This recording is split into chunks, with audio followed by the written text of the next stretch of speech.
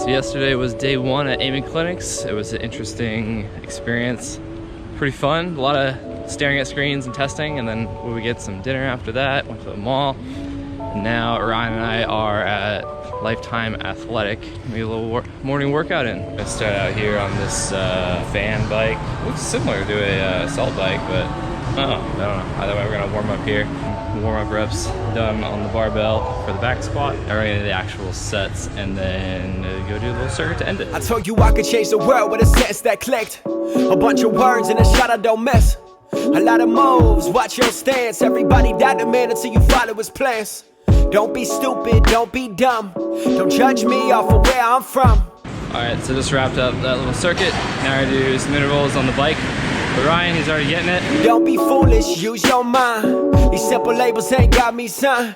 I start humble. Ending it with some intervals, fasted. How you feeling? Brutal. Hit you every time. And most certainly will. So what's next? Get a shower, maybe get a little late breakfast or something? A little late breakfast. Gonna head over by the Atlanta Braves Stadium. Check out that area and then maybe go to the Coca-Cola factory. Make some keto options. Wouldn't that be nice?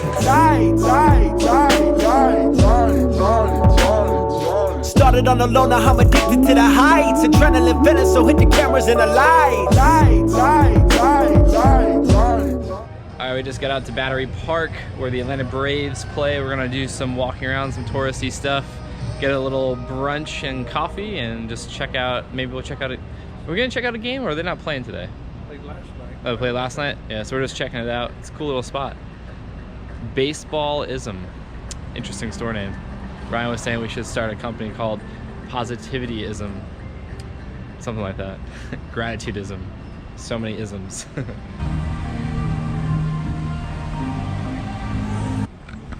Marky Mark's Burgers. The dashboard, it's a lot of boot, man. We got a big event in town. What's in town? Girls volleyball tournament, like 40,000 packed in the Georgia World Congress Center. Oh, wow. Yeah, we also got, I don't know, is Kiss tonight? No, it's some other singer. Kodak Black. Kodak Black, okay, great. We got rap tonight. We got a lot going on. I didn't even catch that name, did I? Ryan. Ryan Duvall. Yeah, what was your name again? Duvall. Duvall. What are you doing? Hey, you on the vlog. Hey, you better be getting my good side, okay? So we're about to get some lunch and just acquired a new friend from Atlanta.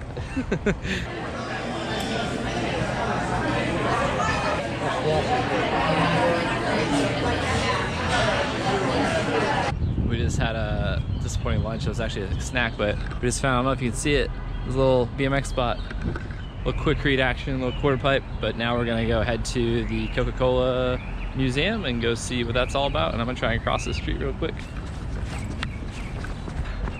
Made it safe.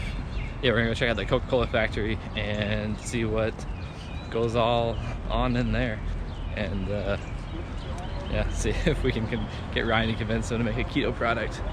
Unlikely, but who knows.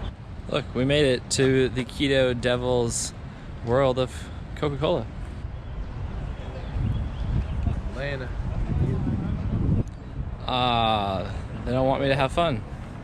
No riding. Good thing I didn't bring my bike. You're out. I don't know if you can see that sign, but it says Coke Break Curves. It definitely creates curves. Welcome to the world of Coca-Cola. Actually, diabetes. Welcome to diabetes. Get all the curves you want. As you guys go in, to your left, you'll see some maps. You forgot your sample. Huh? You forgot your sample. Gave it to the person behind me. They need it. I heard that they're doing a keto flavor. Well, no, that's the appointment with the CEO he's gonna have. Yeah. Oh, big time. Taking soda, putting MCTs in it, sweetening it with allulose. Stay tuned. There we go. There we go. I told you I could change the world and I will when I'm ready. Hey, a bunch of words I got loaded and deadly. Steady ready, you petty rappers are heavy. I'm Muhammad and Comet, don't bring damage like my machete. Hey, all this talk of murder, never heard of burner, burning, earning, murders, murking, turning, earning, learning ways, passing days, it's a truth fades away. Hey, one time for my LA sisters, one time for my LA O's, one time for we're in this crazy pick whatever flavor you want and sample it, place, and trying all the sugar-free. Right here we got Barks. Yeah, we got a root beer or diet root beer vanilla. They have so many like sugar-free options. Let's see. So we got Sprite Zero. We got the Barks cream and root beer. They're out of the root beer. Sprite Zero lemonade. All sorts of stuff. It's not bad. Imagine if more restaurants than just Five Guys had those pick your own flavor, and you could do zero or diet, all that. Like, that'd be so great. People would have more options, and they'd be able to transition away from the sugar addiction, and they taste like spot on. It's crazy. I still prefer the Zevias, but I don't know. I may be biased. So it's Sunday morning after the Coca-Cola world of diabetes. We went and checked out some other shops and stores and local attractions, if you will.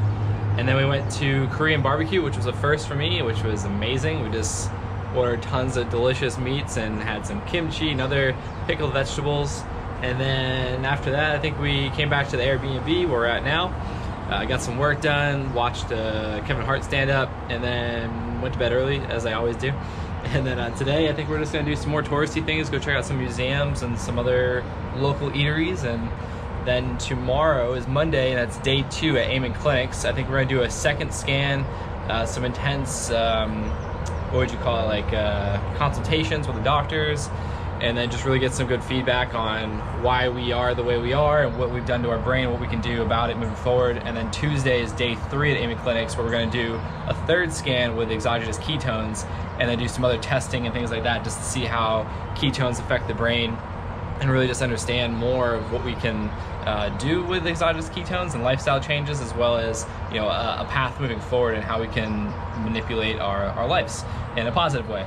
So yeah, we'll just bring you along, and we're probably gonna be pretty chill today, so I don't know how much I'll be sharing today, but it's gonna be good to get back to Amen Clinics and get all that stuff going. And then Wednesday we fly out to Salt Lake City for the FitCon, and I'm not sure if Ryan's speaking as well, or if he's just a part of this podcasting group that they're doing, this session there. But I know I'm speaking around 1 o'clock on Friday in a mindset keto section of speakers. So I'm really excited, but yeah, we're just gonna go have a good day. Yeah, Word told me specifically. Stealing my vlog time. I don't understand. All right, day 2, Monday morning. Ryan's almost finishing up with his vlog time, being selfish. So now I'm bringing you guys along, but we're at building C. We thought I was building A on Friday for Amen, but that's not the case. But day 2, here we go. Are you finished? Is it your camera priority because it's bigger and better than my GoPro? Thank you. Oh hey, some of my clients. So Isaac's doing a mastermind up there. We're gonna go crash it and say hi real quick before we check in at Amen Clinics. Sweet, thank you. If you need to come in.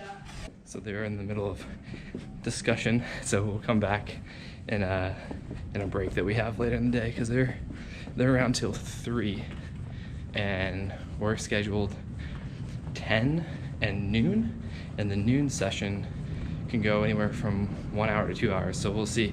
My history is gonna be a little bit longer than Ryan's, so we'll see how it goes.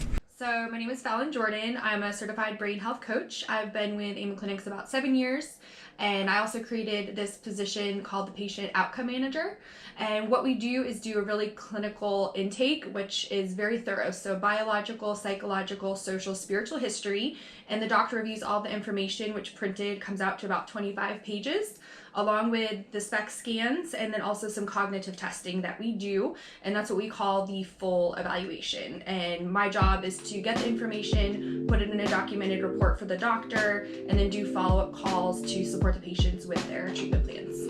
So basically, we're gonna have a long conversation. Yeah. See how it goes. I leave my heart up on my sleeve, I leave my past below my soul. I walk my white ass up the road to buy some cat food at the stove. Grab 2 cans off the shelf, maybe I should get some more. But I'm living on the go, and plus my wrist is almost froze. I'll have the butler grab some extra when he come down in the rows. Let him use the car he drove to help him manifest his goals. I'm not playing no emotion, I just think he should know the feel. All right, so we just finished up an in-depth clinical history on my life and my brain, and next we're gonna go get a second scan. And then after tomorrow, which will be day 3, and our third scan with exogenous ketones, we're gonna do some follow-up calls, something that they offer, as well as in-depth coaching if that's something that the patient needs or wants. So now we're just gonna go get another scan of my brain and see what we got going on. We get the results tomorrow. Wednesday. Or what? Yeah, tomorrow. Wait, tomorrow Tuesday?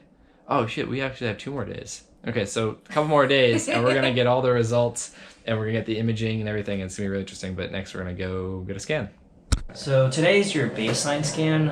Instead of concentrating like we did yesterday, we used the computer to simulate the blood flow and you got the radiation then. Today we're going to give you some time to relax. So about 15 minutes of quiet time, just daydreaming. No phone, no computer or any business or reading, because we don't want your brain to stimulate. So just relax, so natural blood flows up there, keeping you alive. And in about 15 minutes I'll give you the radiation. Once the radiation is set in place and the camera is ready, we'll get you on the camera, take the pictures of where the natural blood went. And that's that. Perfect. Okay? Fan by the wheel and feel how easy that bitch still. We rail, you fake. Window tints and dealer plates.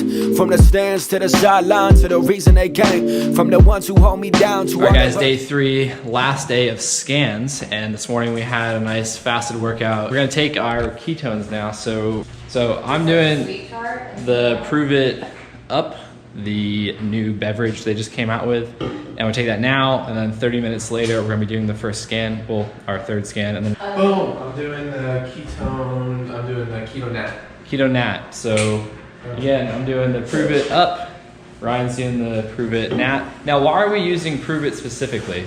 So they use the only exact what we call isomer that the body naturally produces. So like when you're on a ketogenic diet, you produce something known as RBHB. Every other supplement that's out there uses a mixture of D and L.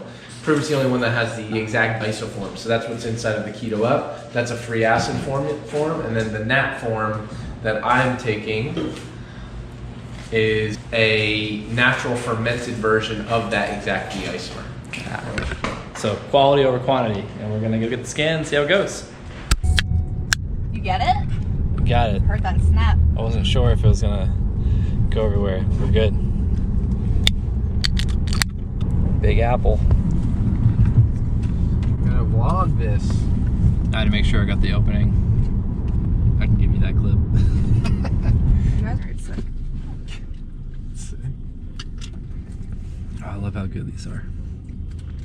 So thanks to the ketones, I can remember what the rhyme was, and it's traits over state, meaning it's going to show you more of like who you are and why you do what you do based on your experiences of your life, rather than a significant change to the state of being that you're in. And so that was the little rhyme we couldn't remember yesterday, but we got it now. For the time when I was down, when now I'm on my way. For everybody that was down, now I'm trying to like not chug this, but at the same time getting close sometime. Alright, we're at the aiming clinics now. I'm finishing this up, and again, trying to not just crush this because it's carbonated and I'm really full, but gotta finish it, so here we go. Alright, thank you. So we're gonna get the IV in and then do the computer testing thing where it's like, don't hit the X. Right. And then when you do hit the X, you get frustrated, but you try not to get frustrated. Exactly. But we'll just look at the timer, make sure it's around 30-minute peak time for your supplement, and then I'll come back and give you the radiation. Sweet. All right. Is it okay if I leave my phone and stuff there? Totally fine. Do you have your timer on your phone, or where's your timer? Yeah, do we need it though? I just turned it off. It was at 10 minutes, so. Oh, you're at 10 minutes. Alright, so we'll be chilling. Sure? Alright, cool. I don't want to mess this up. It's all good. And we're back. And we're back. We're going to do another IV.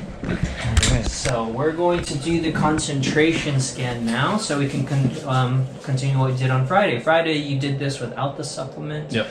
Today we're going to do it on the supplement, so we can see if it increased your cognitive functions. So what we're going to do is we're going to go ahead, do the IV first. I'll probably just wait maybe like you sure like it's fine? Yeah. Yeah. All right, well, he's the doctor, right? Yeah. That's why he's Mr. So- Ketone himself. That's what Gotcha. I've been naming him all weekend. I'm going to do the IV now, and then we'll just continue as regularly. We'll Alright. do the practice test, and then get you on going. Don't even have no children, yet I'm good to them too. They hit the water slides before they found an egg to get through. I mean, damn, a good man can only do so much. One time for your emotions, sorry that we lost touch. But you the bird that flew away, so it's just have a good day. And there ain't nothing left to So this is scan number 3 with exogenous ketones. There you go. We just got back to the Airbnb after our 3rd scan with exogenous ketones. So to be clear, this is the first scan of 3 with exogenous ketones. So again, everyone's on the fence, wondering, you know, what's gonna happen. Some say nothing's gonna change on the scan because it's that trait versus state type of scan, but who knows? And that's why we're doing what we're doing, so that way we can learn more and then we can advance, you know, how we diagnose people, how we help people, things like that. And it's an honor to be a part of this. But yeah, tomorrow we're gonna go in bright and early and get could take up to 2-hour history, you know, rundown of the scans, our history, and how to move forward, a plan of attack and all those things. And then yeah, just see how we move forward. And in 6 months we'll get a follow-up scan to see the changes that have occurred in the brain. But yeah, we're gonna get some lunch and then we'll see you tomorrow for the history. It's actually real.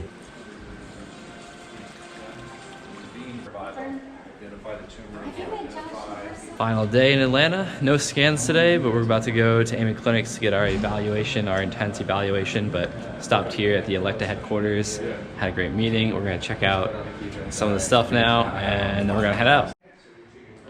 Thank you. Oh, when did this go up? I haven't been down here at all. This took a long time because this legs last. Oh, see, this is... So this is the model that I use, and now there's no more frame. That's what everything is going to reference to. However, our transfer.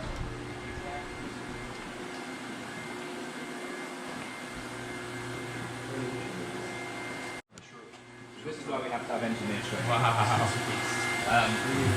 It's really cool in what we do, right? So this basically is a light bulb. Sorry, first thing is don't touch on some of this light bulb. We've developed a light bulb we use a magnet. We just got to Amen Clinics from Electa, the Gamma Knife headquarters in America, and it's day 4, our final day. No scans, but today we're gonna get all the reports, all the feedback, all the images from the scans, and get the whole detailed plan of how to change our brains moving forward. And then we are out to Salt Lake City. I'm Dr. Munir Ali. We're about to do the initial psychiatric evaluation. So this is the part where we go over everything we found, all the data, the scans, cognitive testing, and we talk a little bit about sort of the history and how it all comes together. You excited? Ready? I'm excited. Well, what form of ketones did you guys take? Like exogenous ketones. Yeah. He took a free acid formula that was a lot faster absorbing. Mm-hmm. We both took the one that's like the identical one that your body naturally produces. So I took a salt-based one. He took a free acid-based one. Okay. When you guys take it, what is it? Is it a noticeable benefit for you in terms of? Ooh. Nice catch. Yeah, it's definitely like cognitive. Yeah. Cognitive focus, alertness for me. Yeah. Yeah, I'd say for me, and one of the reasons why I'm interested in all this is because I don't get a stimulation from caffeine or anything like that, and so I just drink decaf now. Yeah. But with the exogenous ketones, I don't get like this crazy like hype that everyone talks about with like energy and like this boost or anything. And then I've talked with Ryan, other people, I'm like, am I just the work I've been doing with my overall health? Am I just high functioning to the norm of where I was and where most people are? So I'm not getting this crazy significant difference, or is there something going on in my body to where We're going to talk about it. Yeah. It's actually it's because I'll show you in the scan, but it's because you have ADD. Yeah. Yeah. And that's what I was diagnosed when I was younger. Yeah. With. My friend Dave, his daughter is high functioning autistic. Yeah. And so they've been learning a lot about how this works. He's like, that's why you can do the crazy shit you do on your bike. 100%. Because your mind can focus on so many things, but it's also why it's difficult for me to read. Yeah. And like do so like normal things. Got a bank with 6 zeros you will really enjoy. I have this crazy ass vision you would love to destroy. I got a head full of money, I don't ever withdraw. I got this plot on all these artists that they may use and saw. Scary pictures like the ghosts they seen was writing a So lot. if you looked at Eamon's book on the 7 types of ADD, you're classic. You're classic in the sense that like you're actually like best case scenario, meaning like you've taken seriously, no, you've taken advantage, like the stuff that you've made into a professional career. People with ADD, usually it's just like a really good hobby, but they're like struggling to like do some kind of a desk job. But you've been able to take that and morph it into like your livelihood, right? So it's like I love to learn now, but like and it's no different than when I see guys that I've seen the whole spectrum, like guys that race cars. I've seen like high profile lawyers in the courtroom. They're all really good at what they do in the moment. They think quicker than most people. Their reaction time is faster. They can take in a lot of inputs all at the same time, and they're fantastic at what they do in those moments. And people will say stuff like, "I don't even know how you did that. Like, you know, you did something most people couldn't do." And it's the same reason ADD kids love video games. There's like 10 things happening at the same time. Most other people would look at that and be like, I have no idea what's even happening. But they're like winning the game, right? Would that have something to do with why, like, if it's just silent, I feel fidgety and like just weird, but if like I sleep with noise, if it's constant, absolutely, if there's no ups and downs, I'd expect you'd have trouble with sleep. You'd feel restless, and you have a sound box by our bed, and like I'll put on like thunderstorms because Jackie's like, oh, I can do that, but like a static white noise, like I'll fall asleep right to it. Gary Vee is someone I've been relating to a lot because he's like I'm the same way. Like I need chaos makes me feel calm. So I'll explain it when we look at the brain. It's interesting, but that prefrontal cortex. It's ADD, when you think about how it lives in the brain, it's the ventromedial prefrontal cortex on the bottom, and it's an understimulated prefrontal cortex. And that's why we use stimulants to boost dopamine, norepinephrine. And if you didn't have ADD, it'd make you feel all geeked up and wired. But if you have ADD, it just makes you feel balanced. Okay. And so you're sensory stimulation seeking naturally. And so when you're in a situation where you have a lot of sensory input and you're stimulated really well, you're in a balanced state. You're more calm and level-headed than ever. Makes so much sense. The like I get weird if I don't ride, and like that's something I've been curious about, is like that adrenaline rush for over 15 years of my life. Like, is that why it's hard for me not to ride? If I'm like, I'm not gonna ride for a month, it's like 2 weeks. I'm like, so it's not gonna hurt you in the long run, and people think of it as the adrenaline rush, but really you're just like you're always looking for that balanced state. So my whole thing is, if you live your life like that, you'll be really good at things like BMX, but you could find yourself just being bored in every other situation. The key for me are two things. People, when I start talking about treating it and balancing that all the time, right away people say, well, hold on, I'm not going to be just as good as I was at all those other things, and you still will be, especially if you're old enough and it's like a learned skill. But the key is that you just feel balanced and you're not looking for it. Like you're not chasing after it. Like you're itching to do it all the time. That's going to be one of the big take homes for you. Yeah. Besides sleep. Yeah. That's why we're here. And for you, Ryan, we're going to talk a lot about stress. Like stress and the emotional circuitry. That sounds right. These are two norms, right? I'm going to walk you through this. These are just examples, just to kind of orient you. CAT scans, MRIs, like I said, they're structural, right? So we look at a CAT scan MRI, it's going to be a physical picture of the actual brain, like we mentioned. SPECT, like we talked about before, RCBF, regional cerebral blood flow. So these pictures we're looking at are 3D computer models, right? It's actually a computational model of your brain activity based on the blood flow. Right? So those four views are the same four we're looking at here. The difference between these two, the surface scan, the rainbow color doesn't mean anything. It's set to rainbow just so we notice the shape. Right, so we're really paying attention to contour here. In the healthy example, this is 90% or more blood flow to all parts. Right, so that's just generally considered a healthy cortex. When you start dropping below 90%, that's where the computer will generate that part of the brain looking like a lumpy, bumpy area. So you start to see decreases. And when it's 45% or less, it's a hole. Eamon tends to show the most dramatic examples, like Swiss cheese brains and like you saw the NFL football players, right? Worst scans we've ever seen. All those guys had, just like you, like 20 CAT scans, MRIs, all within normal limits, right? And very first SPECT image Eamon did, it was like 160 NFL players that he had in the study. They were all global severe damage, right? No surprise to us, we knew that coming into it because people all over the world, the most common use of SPECT imaging that correlates with what we do across the world is using the surface scan, this same rainbow colored scan, to look at blood flow changes as it relates to things like TBI, traumatic brain injury. So Eamon's work, no surprise, just correlated with everybody else's, just showing global severe damage.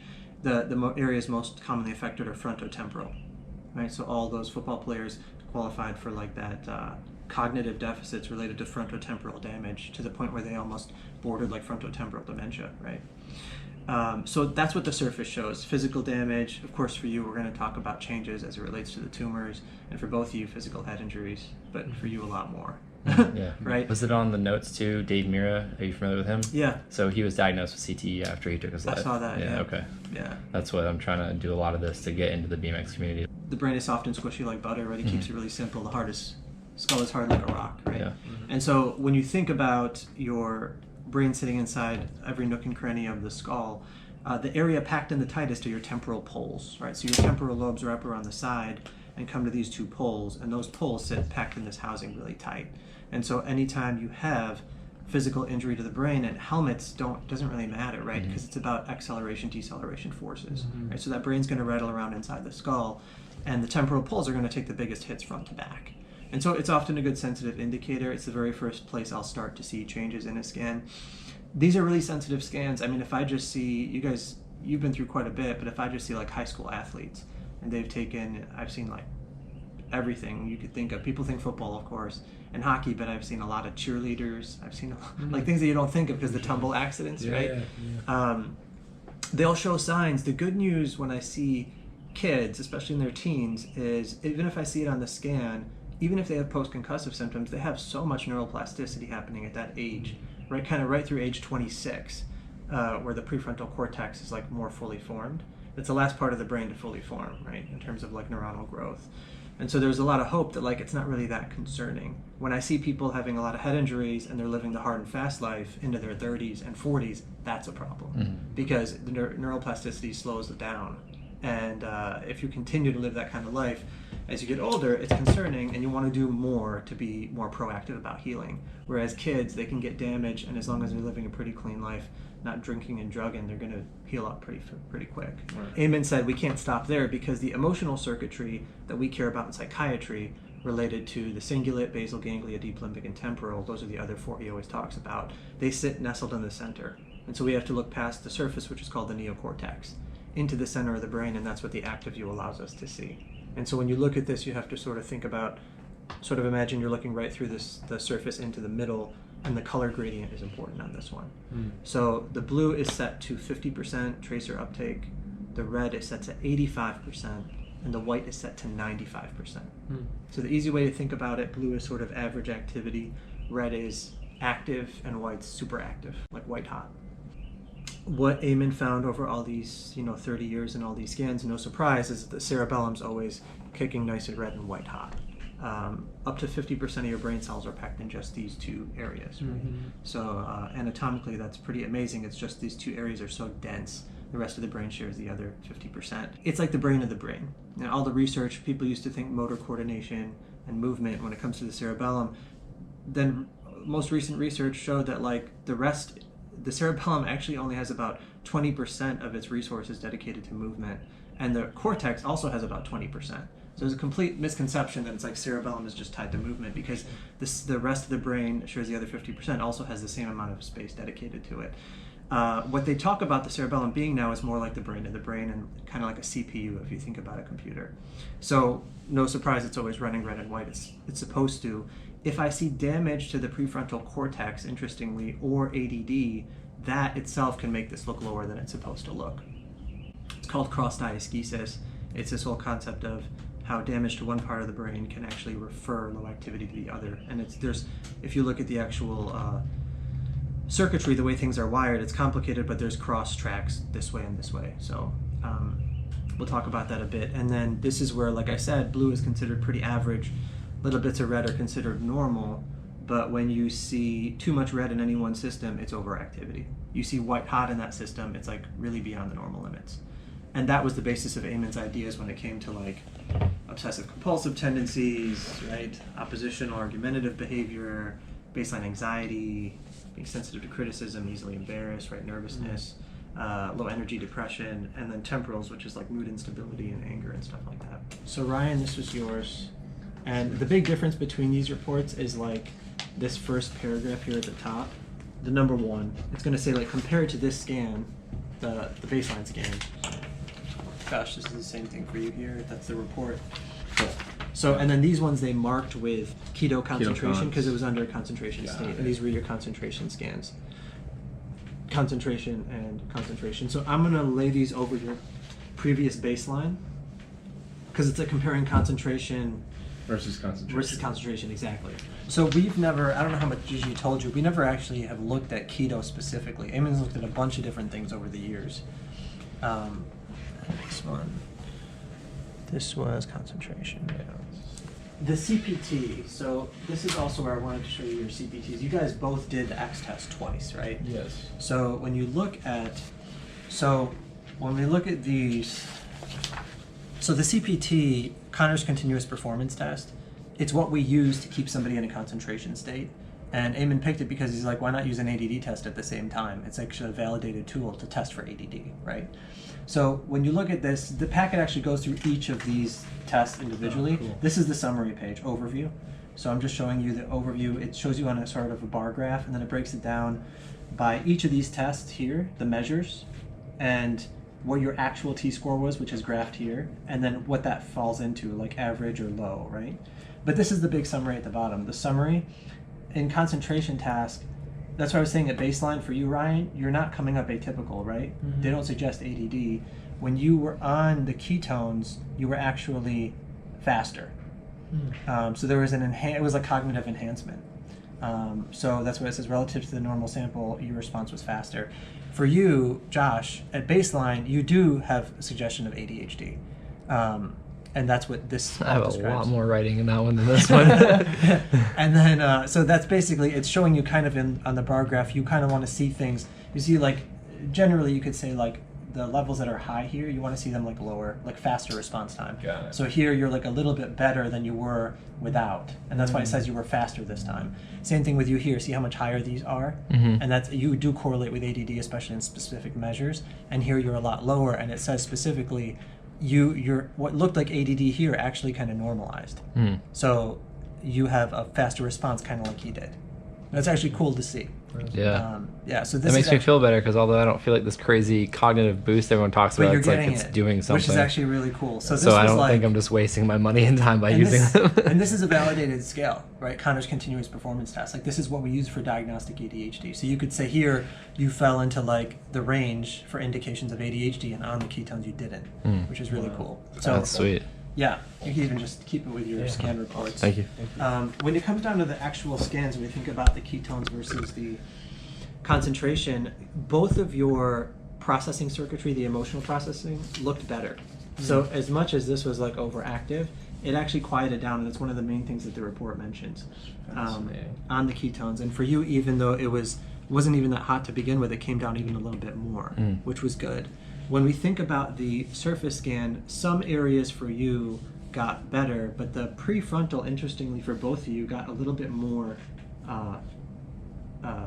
lower in terms of like functioning. I don't know why that is, but the prefrontal is the one area mostly dedicated to focus, attention, memory, and that's why I showed you the CPT first, because if anything, that CPT is pushing the limits of this. And the ketones, I don't know if just the process and the way that it's affecting the brain is pulling more resources from the prefrontal cortex, and that's why it looks lower. But your blood flow measures were actually lower for both of you. That's what it says in your reports even, comparing this concentration to the ketone concentration. But your generalized blood flow to the other parts of the brain, for you it remained the same. It already looked pretty good.